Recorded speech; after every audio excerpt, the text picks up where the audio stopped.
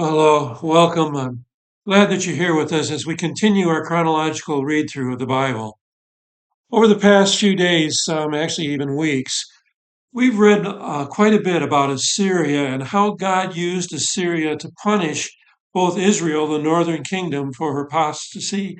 In particular, Israel, the northern kingdom, for her apostasy and her idolatry. But Assyria went way overboard in the task. Indeed, to this very day, Assyria is notorious for her excesses and cruelties as far as the way that she treated the peoples of the countries or the nations that she would conquer. Now, Nineveh is the capital of Assyria.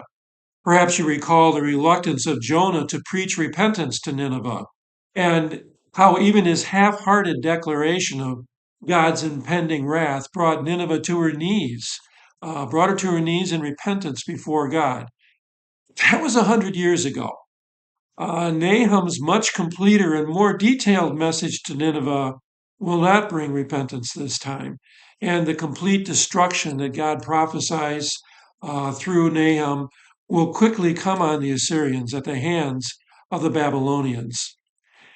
Now, Nahum means comfort or the comfort of Yahweh.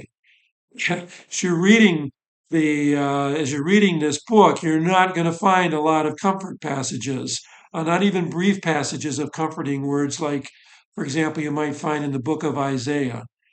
But Judah is still going to take great comfort in Nahum's reminder that Yahweh is sovereign and that Yahweh will execute his judgment against the enemies of his people. And there is nothing that anyone can do about it. The people of Judah know that they are next on the list of nations that Assyria is intent on devouring. So once again, they are told that Yahweh would deliver them, and indeed, Yahweh does. Today's reading is just three brief chapters.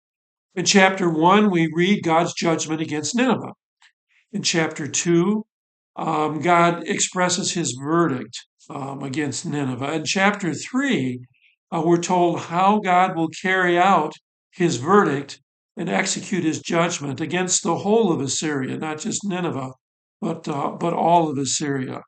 It's not pretty, and indeed, just a few years after Nahum writes, Nineveh and the Syrians fall.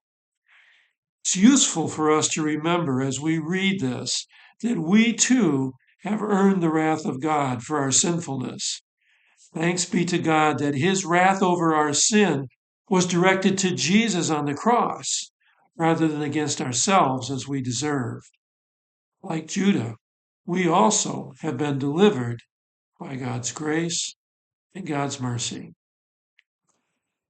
May God be with you and bless your study. As always, I pray that our time together is helpful in helping you as you read these passages to understand what's going on, see how it all fits together.